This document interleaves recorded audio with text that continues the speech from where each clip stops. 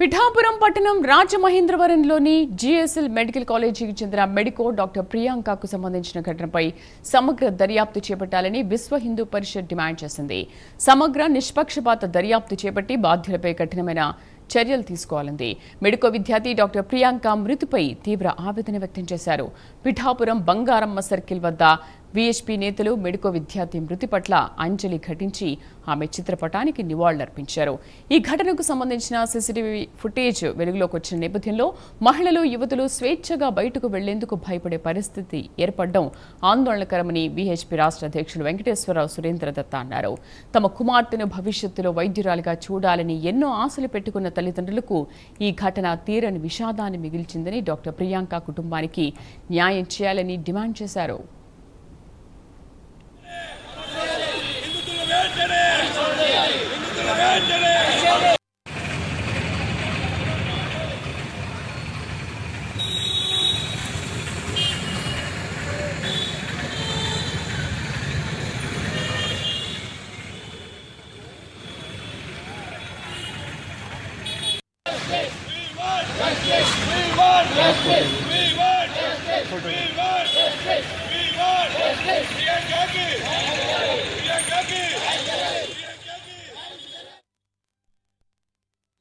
ఇప్పుడు ప్రియాంక గారు ఆత్మకు శాంతి కలగాలని పిఠాపురం తరపుని మన విశ్వ హిందూ పరిషత్ రాష్ట్ర అధ్యక్షుడు గారు వెంకటేష్ గారు అలాగే మన సభ్యులందరూ కలిసి కొవ్వొత్తులు శ్రద్ధాంజలి ఘటించడం జరుగుతుందండి.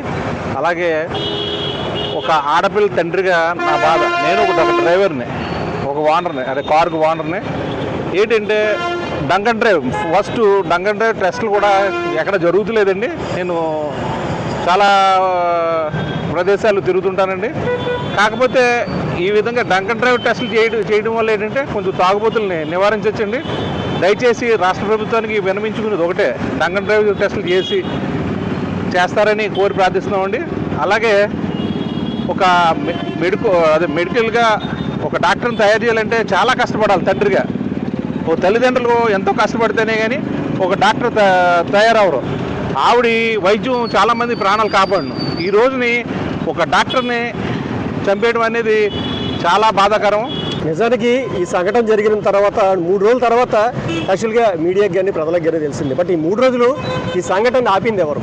ఆపినటువంటి అరాచక శక్తులు ఏంటి అంటే, మనం చూసుకుంటే నిర్భయ అనేటటువంటి సంఘటన జరిగిన తర్వాత దేశవ్యాప్తంగా ఒక ఉద్యమం అయితే లేవనెత్తారు. అలాగే రీసెంట్గా బెంగాల్లో జరిగింది, కర్మాకార కళాశాలలో ఇలాగే ఒక వైద్య విద్యార్థిని చాలా దారుణంగా రేపు చేసి చంపేశారు. సో ఆ విషయాన్ని కూడా మనం చూసిన తర్వాత హైదరాబాద్లో కూడా ఒక డెంటిస్ట్, ఆవిడ కూడా డాక్టర్, ఆవిడకి జరిగిన దుర్ఘటన కూడా చూసాం. దానికి 2 తెలుగు రాష్ట్రాల్లో కూడా అతలకుతలం అయ్యాయి. కాకపోతే ఇక్కడికి వచ్చేటప్పటికి దీనికి ఎందుకో ఆ స్థాయిలో స్పందన అయితే రావటం లేదు. అవన్నీ కూడా ఆల్రెడీ జరిగిన తర్వాత పబ్లిక్కి తెలిసాయి.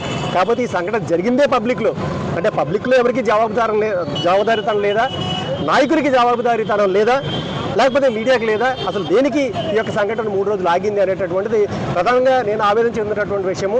చాలామంది ఆలోచించాల్సినటువంటి విషయము. సెల్ఫీలు తీసుకుంటున్నారు, వీడియోలు తీసుకుంటున్నారు, అన్నీ తీసుకుంటున్నారు కదా. పబ్లిక్లో అలాంటి దుర్ఘటన జరుగుతుంటే ఒక్క సెల్ఫీ, ఒక్క వీడియో కూడా రికార్డ్ అవ్వలేదా, ఒక్క ఫోన్లో కూడా లేదా? అయ్యే ఉంటాయి, కానీ వాటిని ఆపినటువంటి వాళ్ళు ఎవరు? ఈ అధికార శక్తి, ఏ రాజకీయ శక్తి దాన్ని ఆపింది? సో వీళ్ళు కూడా ఈ యొక్క ఏదైతే హత్యలో వాళ్ళు కూడా భాగస్వాములే. ఎందుకంటే వాళ్ళను కూడా అంటే ఈ నిందితులిద్దరిని అయితే పట్టుకున్నారు. వాళ్ళిద్దరికి 23 సంవత్సరాలు 24 సంవత్సరాలు అంట. చంపబడిన డాక్టర్ ప్రియాంకకి శ్రద్ధాంజలి ఘటించడానికి పిఠాపురం విశ్వ హిందూ పరిషత్ నాయకులందరూ కూడా ఇక్కడ కార్యక్రమం ఏర్పాటు చేయడం జరిగింది. దీనికి ముఖ్యమైన కారణం ఏంటంటే, వారం రోజుల క్రితం 2 ఉన్మాదులు ఒక మెడికల్ స్టూడెంట్ని ప్రియాంకని కారుతో గుద్ది వాళ్ళ ఉన్మాదాన్ని చూపించుకుని ఆ బిడ్డ మీద, ప్రియాంక మీద కారు ఎక్కించుకుని పోయి ఆ ప్రియాంకని బ్రెయిన్ డెడ్ చేసి హాస్పిటల్లో వారం రోజుల పాటు నరకం అనుభవించి ఆ బిడ్డ ప్రియాంక నిన్న చనిపోవడం జరిగింది. ఇది యావత్తు సమాజం కూడా తీవ్ర దిగ్భ్రాంతి, అలాగే తీవ్ర ఆవేదనలో ఉంది.